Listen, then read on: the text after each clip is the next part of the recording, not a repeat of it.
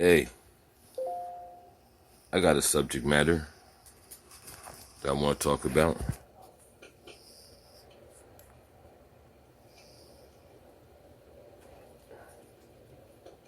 I'm wondering where you are right now, what you're thinking about.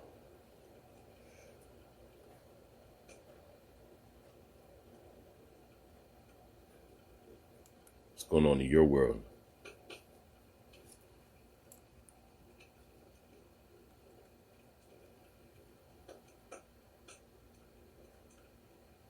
Huh?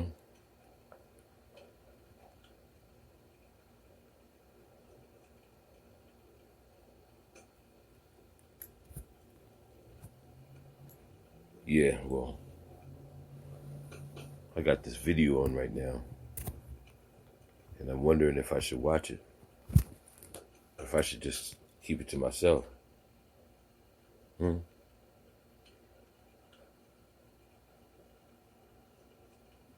wondering what I should do with it.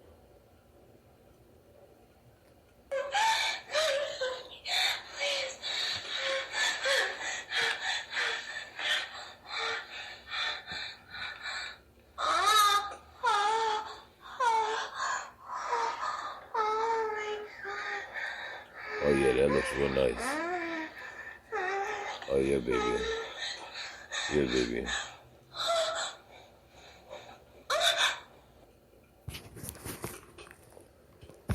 The focus of today's topic is masturbation wrong.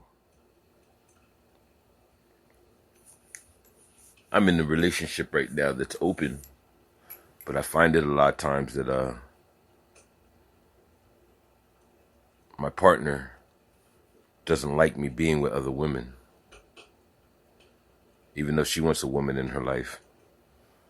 She gets very jealous and fighting for my attention. And so I take matters into my own hand. I want to be pleased. I want to be loved. I want some intimacy. But I have a hard time finding that in other women. So I turn to pleasing myself. But sometimes in the middle of that, shame arises.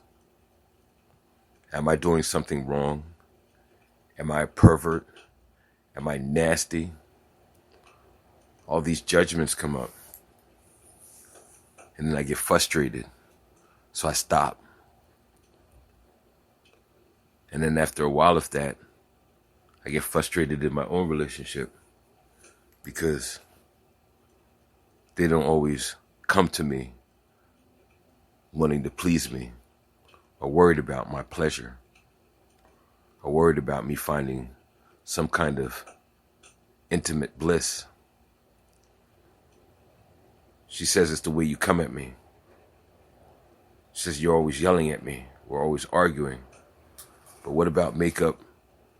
What about the makeup part of the breakup? Where does that come in at? Should I be in a relationship where I'm always pleasing myself sexually? Or should I go out and find a partner that is concerned about pleasing me?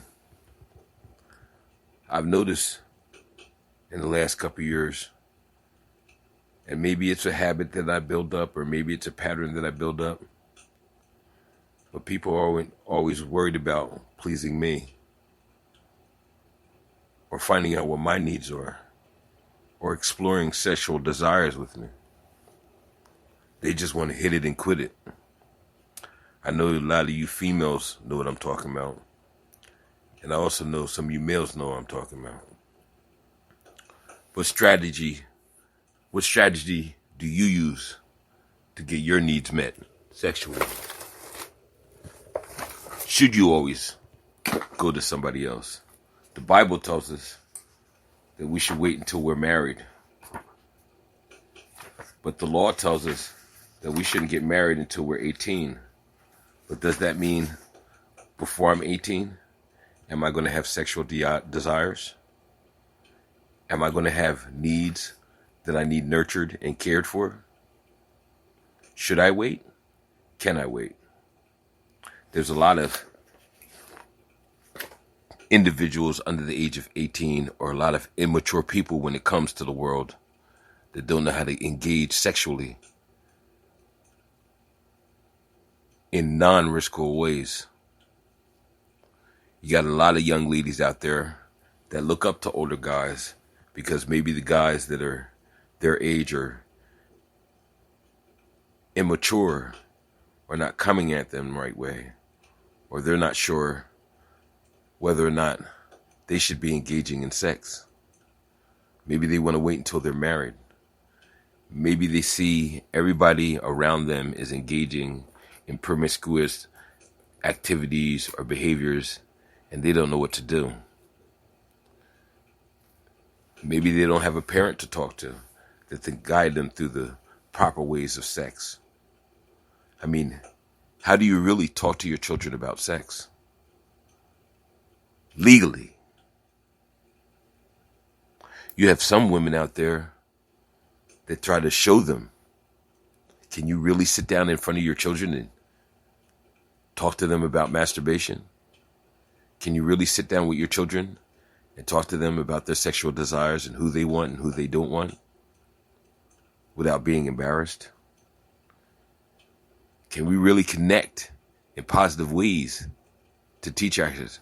I dated a girl once that wanted to have sex in front of her children to teach them how to have sex. Was that wrong? Or was that right? Was that her way of teaching her kids in a positive way? I know a lot of you guys are sitting out there, yo, this is a touchy area and sensitive topic. Why would you be talking about this on your radio show? But when are we going to talk about it? When are we going to actually air this stuff? When are we going to communicate with our children? I wanted to share, and this is something I never shared before. That young lady that I was babysitting was asking me about sex, asking me about where do babies come from.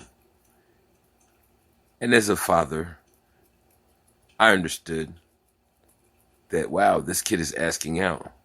And when I tried to reach out to her mother and tell her mother that your kid is asking about stuff that maybe she should be talking to you about.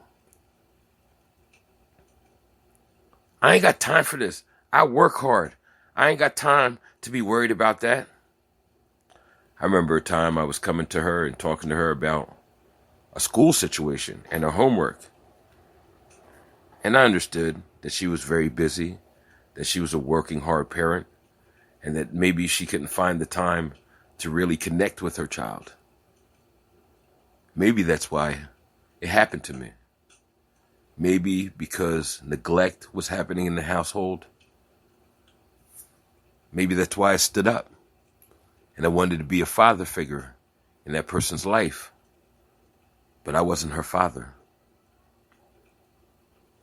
I was concerned about her father and his activities and him not being there for his daughter. He was really caught up on drugs at that time. And he had another wife. And he had his own problems.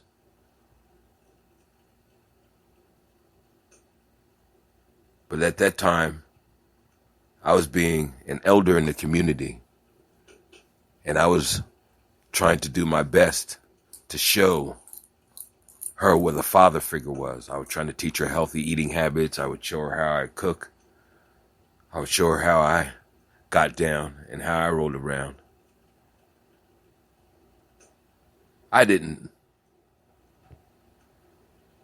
touch her in negative ways. I didn't touch her bad. I didn't touch her in inappropriate ways. But maybe she created these fantasies in her mind and she didn't know how to deal with that. I don't know. only that person knows what was going on in her head and why she did what she did. I know that ever since my child was murdered, that I've always worried about the safety and security of children, and I've always tried to protect them, and I've always tried to be a father figure, both in my kid's life and outside.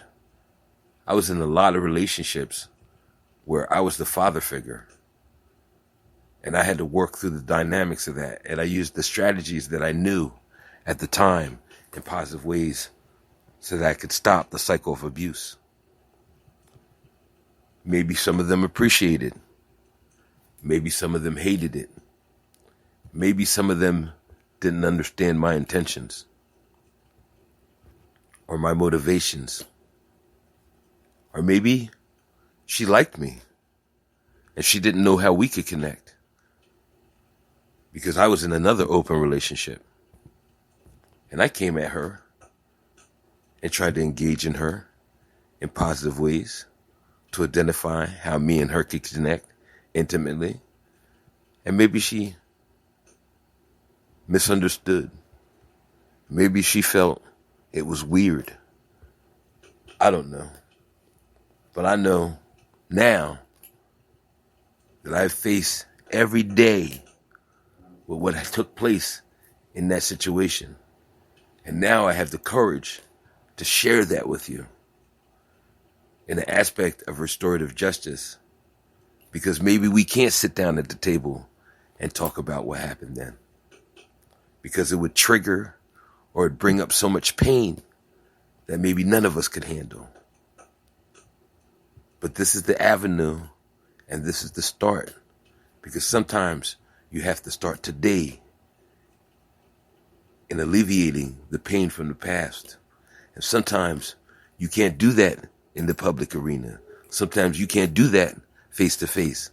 Sometimes you have to use the invisible to get the voice heard. And that's what this is about. Getting my voice heard. I've been in situations where a man was attracted to me and came at me in ways trying to get his needs met. I've been molested. I've been raped. I've been taken advantage of. But I use that as an aspect of a transforming power to help those. And I forgive every single one of those, whether it be my uncle, whether it be my friend, whether it be an elder that I look up to. I forgive them. Because sometimes through the pain, we learn to rejoice. It says in the Quran, in every hardship, I will bring joy. And every joy, there's hardship. So the understanding is that what doesn't kill you will make you stronger. And I hope that I have the courage and the strength to help those individuals that have been raped. And may we take a moment of silence for those people, for those individuals, so that they can be heard. And may it not be a vindictive path to just try to get some money. May we have a moment of silence for those that have been taken advantage of, for those that have been neglected. And may they find peace within themselves and have the courage to speak out.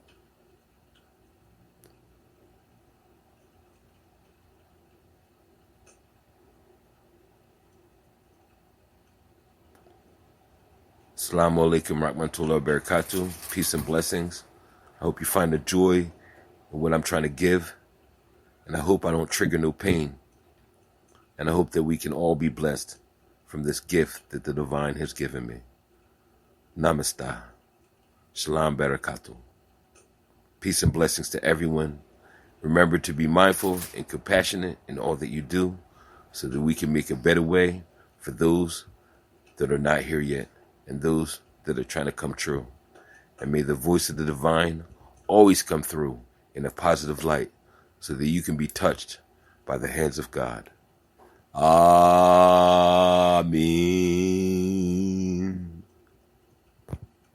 So it be.